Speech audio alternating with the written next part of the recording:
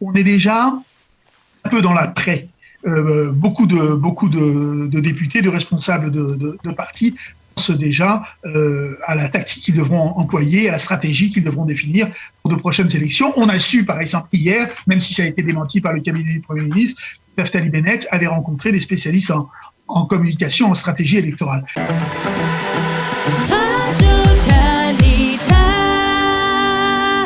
Nous avons le plaisir d'être en ligne avec Philippe Velilia. Philippe Velilia, bonjour, Boker Tov. Bonjour. Alors je rappelle à nos auditeurs que vous êtes politologue et avec vous, je voudrais qu'on essaye de débriefer, on va dire, cette rentrée parlementaire que l'on a lancée sur les chapeaux de roue avec beaucoup de difficultés pour la coalition gouvernementale. Alors comme ça, vu de près, eh bien ça a l'air de se passer plutôt bien pour la coalition puisqu'elle a réussi à faire passer hier, et entre autres avec le soutien de la liste arabe unifiée, ce qui est assez étonnant. Vous allez nous expliquer pourquoi la liste a soutenu l'actuelle coalition alors qu'elle est dans l'opposition. Elle a fait voter, elle a réussi à repousser les deux premières motions de censure déposées par l'opposition. Est-ce que ça laisse présager que mercredi également, eh bien, la coalition peut l'emporter face à ce projet de loi de dissolution du Parlement ? Écoutez, ça n'est pas certain pour mercredi. Hier, la liste arabe unifiée a soutenu effectivement le gouvernement en repoussant la motion de censure parce que les députés de la liste arabe unifiée ont expliqué que cela aurait conduit à mettre Benyamin Netanyahou au poste de Premier ministre. Et donc, ils votent contre lui. Mais ça ne veut pas dire que demain, ce ne sera pas une motion de censure, ce sera une proposition de dissolution de la Knesset. Et dans ce cas, la liste arabe unifiée a laissé entendre qu'ils étaient bien dans l'opposition et qu'ils pourraient voter contre le gouvernement. Alors, ça n'est pas encore totalement bouclé aujourd'hui, mais il y a quand même cette menace qui continue à planer sur le gouvernement, d'autant l'autre liste arabe qui fait partie de la coalition, à savoir la liste du parti RAM de Mansour Abbas, continue à geler sa participation à la coalition, mais aujourd'hui ils vont décider essentiellement à la suite de la réunion du conseil de la Choura, c'est-à-dire le conseil religieux qui donne des directives à la liste RAM. On est dans l'incertitude totale et le gouvernement aujourd'hui n'est absolument pas sûr d'être encore là demain finalement. Et d'ailleurs, d'après les indiscrétions collectées par les journalistes qu'on entendait ce matin, dans les coulisses du pouvoir, on se prépare à d'éventuelles élections. Alors justement, en perspective de ces élections, on a véritablement l'impression, et justement à travers ce qui s'est passé hier soir, c'est la dominante de ces partis arabes. On a l'impression, on va dire que l'ensemble de la classe politique est l'otage des partis arabes, si l'on peut dire cela comme cela, ou alors finalement que ces partis arabes, que ce soit la liste arabe unifiée qui est dans l'opposition ou que ce soit le parti RAM, eh bien sont capables d'une certaine manière de faire la pluie et le beau temps dans la classe politique israélienne aujourd'hui. Écoutez, c'est la situation, mais c'est une situation qui n'est pas nouvelle. D'ailleurs, c'est arrivé dans le passé. Lorsque le gouvernement a pu former sa coalition l'année dernière, c'était avec le soutien du parti RAM, sinon il n'y aurait pas eu de coalition. Et Benyamin Netanyahou lui-même l'avait envisagé, puisque c'est lui qui avait commencé des négociations extrêmement poussées avec le parti RAM, et même on a su que le 13 juin, le jour de l'investiture du gouvernement, il avait encore téléphoné à Mansour Abbas, Benyamin Netanyahou, pour lui dire avec moi vous obtiendriez plus. Donc on est dans cette situation, vous savez, c'est la résultante pure et simple de ce système électoral que personnellement j'ai toujours condamné, qui fait que la stabilité du gouvernement dépend parfois d'un seul député et parfois d'une petite liste. Et bien, on est dans ce cas de figure. Alors Yair Lapid hier disait 60 contre 54, c'est un cas de figure qui a déjà existé. On a déjà vu des gouvernements minoritaires se maintenir avec 60 députés, une coalition de 60 députés. Est-ce que c'est vrai historiquement ou c'est des cas rarissimes? C'est déjà arrivé. Le problème, c'est que ça crée une instabilité permanente. Et par exemple, ça va empêcher, dans l'hypothèse où le gouvernement continuerait dans les semaines qui viennent, ça empêcherait l'adoption de beaucoup de lois, des lois controversées. Pas comme la loi qui a été adoptée hier à l'unanimité, qui était une loi consensuelle sur l'indemnisation des indépendants qui avaient été touchés par le corona. Mais il y a d'autres lois qui sont beaucoup plus conflictuelles et qui n'auraient pas de majorité. Donc on est dans cette situation avec 60 voix, c'est-à-dire la moitié exactement du nombre des députés, le gouvernement aura beaucoup de mal à faire passer des lois et sera en permanence soumis à la menace d'une motion de censure. Alors, je voudrais revenir avec vous sur cette rentrée parlementaire. D'ordinaire, on a l'habitude, et dites-moi si je me trompe, que lors de la séance inaugurale d'une session, que ce soit d'été ou d'hiver, eh bien, il y a une forme de solennité, entre guillemets, c'est-à-dire que le président de la Knesset prend la parole, le chef de l'opposition, le Premier ministre, lui aussi s'exprime, fait un petit discours de politique générale, le chef de l'opposition s'exprime aussi. Là, et en général, on va dire que l'immense majorité des députés essayent d'être là au moins pour le début de la session. Et là, hier, c'était tout à fait étonnant. On a vu on a vu l'hémicycle quasiment vide, pas un ministre à la table du gouvernement, et puis Naftali Bennett qui n'a pas participé, qui n'a pas pris la parole, laissant à Benyamin Netanyahou le soin de déposer une motion de censure. Comment vous expliquez cela ?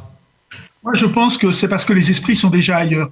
Et d'ailleurs, la tonalité de Benyamin Netanyahou hier, beaucoup de journalistes l'ont noté, on ne notait pas son caractère vindicatif habituel. C'est-à-dire qu'en fait, on est déjà un peu dans l'après. Beaucoup de députés, de responsables de partis pensent déjà à la tactique qu'ils devront employer, à la stratégie qu'ils devront définir pour de prochaines élections. On a su, par exemple, hier, même si ça a été démenti par le cabinet du Premier ministre, Naftali Bennett avait rencontré des spécialistes en communication, en stratégie électorale. Donc, on est déjà un petit peu dans cette configuration, ce qui explique effectivement qu'hier, il y avait j'ai vu les images à la télévision, il y avait fort peu de députés en séance, surtout à la fin de la session. Finalement, tout cela, ça ne porte pas atteinte, on va dire, au prestige de la Knesset. Cette situation, cette composition hétéroclite du gouvernement, de la coalition, cette situation politique actuelle depuis un an, est-ce que finalement, ça ne porte pas atteinte on va dire, au prestige que doit avoir la Knesset ? Il n'y a pas que ça qui porte atteinte au prestige de la Knesset. La tonalité des débats qu'il y a depuis un an, avec une opposition extrêmement agressive, avec parfois des propos tout à fait déplacés. Il y a eu encore hier, alors ça n'était pas en séance, mais un député qui a dit qu'il voulait faire exploser le bâtiment de la Cour suprême. C'est quand même pas des choses qui sont de nature à revaloriser le rôle du Parlement. Alors, comment la coalition peut-elle tenir pendant les prochaines semaines ? Qu'est-ce qui va se passer à votre avis ? Est-ce que il va y avoir un moment où on va dire la coalition va baisser les bras et se laisser aller vers la dissolution du Parlement ? Ou alors mais on saura mercredi si la Knesset est dissoute ou pas. Si elle n'est pas dissoute, ça veut dire que le gouvernement a encore quelques semaines devant lui. Il pourrait tenir toute la session qui se termine en juillet. Et éventuellement au-delà.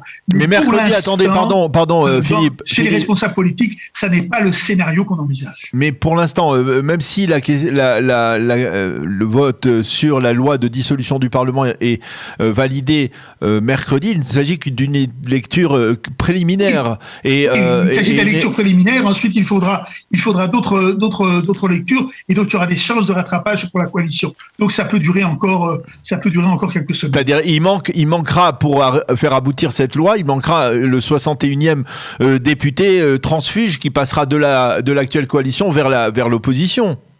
Oui, tout à fait.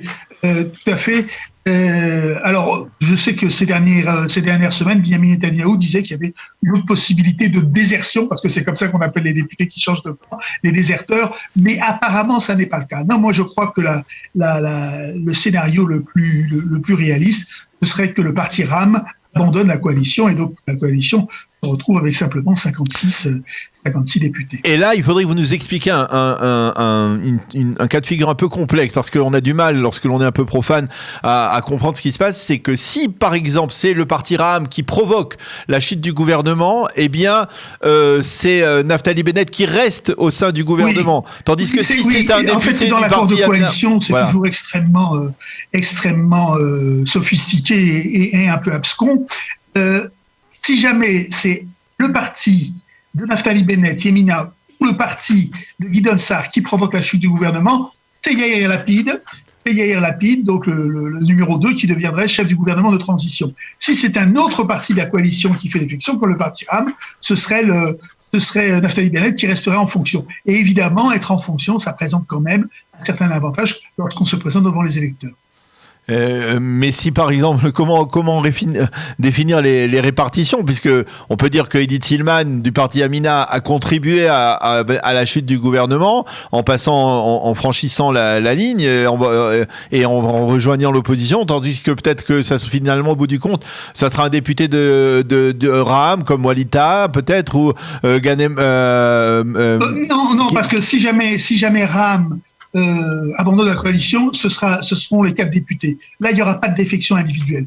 Ils décideront collectivement, même si on sait, vous avez raison de souligner, qu'au sein de ce parti RAM, il y a des divergences entre les 2 députés que vous venez de citer et puis les 2 autres. Mais ils prendront une décision collective et ils l'appliqueront collectivement. Vous pensez que c'est un cas de figure réaliste, que le parti RAM prendra le risque aujourd'hui? Alors ce matin, ceux qui étaient interviewés, y compris membre du conseil de la Choura, donc ce conseil religieux, et puis un maire, le maire de Rahat, la ville bédouine du Negev, était plutôt favorable au maintien dans la coalition en disant on n'est pas venu pour abandonner la coalition, on est venu pour travailler pour la société arabe et donc on veut continuer. On est venu pour tirer des dividendes. Un peu d'espoir. Ce qui est vrai, c'est qu'aujourd'hui, on est encore dans l'incertitude la plus totale. On peut dire que du parti RAM, quitter la coalition maintenant, c'est peut-être ne pas avoir réussi à faire fructifier, on va dire, les dividendes de ces dizaines de milliards de budget de Shekel. D'ailleurs, c'est la raison pour laquelle le Premier ministre a donné instruction d'accélérer les versements de budget qui étaient promis à RAM dans le cadre du plan quinquennal qui a été voté en faveur de la société arabe, donc pour convaincre RAM de rester dans la coalition. Alors ça portera peut-être ses fruits demain. Alors un sondage qui a été publié hier soir par la chaîne 13 constate, on va dire, je le disais tout à l'heure de manière assez mathématique, que le parti le plus important c'est le Likoud avec 36 députés, moitié plus, 2 fois plus que le second parti Yesh Atid qui a 18, qui a lui-même 2 fois plus que le troisième parti qui est celui de Bezalel Smotrich qui en a 9.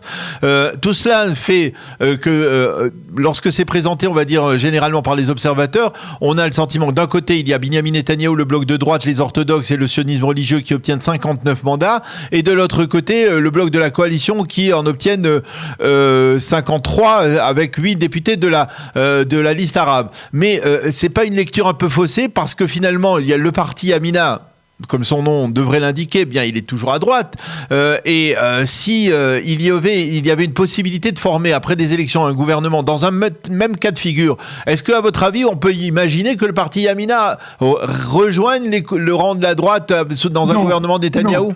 Non. D'ailleurs, Naftali Bennett, dans ses réflexions sur d'éventuelles élections, dit qu'il ne pourra plus avoir de voix à droite. Il ne peut plus en récupérer parce que la droite, disons la droite officielle, le Likoud l'a désigné comme ennemi numéro 1, et donc lui penserait plutôt à grappiller des voix au centre. Non, Yamina, à mon avis, ne participera pas à un gouvernement Likoud, le parti de Gidon Sa'ar non plus, surtout un gouvernement dirigé par Binyamin Netanyahou.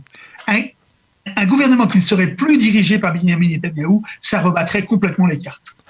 Eh bien, Philippe Elilia, merci beaucoup de nous avoir éclairé sur les différents aspects de cette rentrée parlementaire qui s'annonce tumultueuse, on va dire, dès les premiers jours. On attend de voir l'échéance de mercredi. Merci beaucoup d'avoir été avec nous ce matin. Bonne journée, merci à bientôt.